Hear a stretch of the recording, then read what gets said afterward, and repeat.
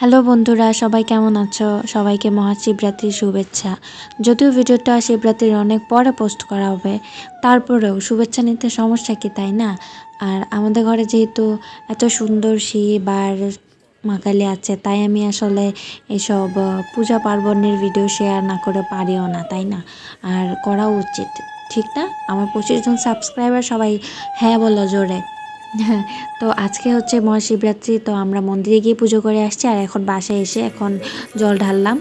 তো সন্ধ্যা হয়ে গেছে, আমাদের হচ্ছে উপোস ভাঙার সময় হয়ে গেছে। তো মা হচ্ছে এখানে হাত দিয়ে বেল রেডি করছে, বেলের জুস তৈরি করবে, এটা খেয়ে আমরা উপাস আর কি ভাঙবো। আর ওদিক দিয়ে ভাই হচ্ছে গীতা পাঠ করছে।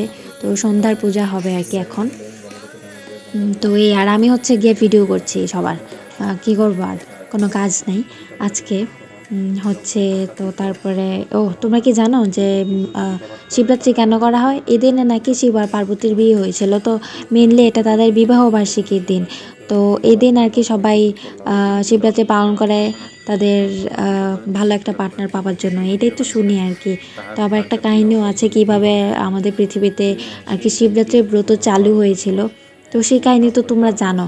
তো আর নতুন করে বলবো না, যাই হোক, তোমরা ভিডিওটা দেখো।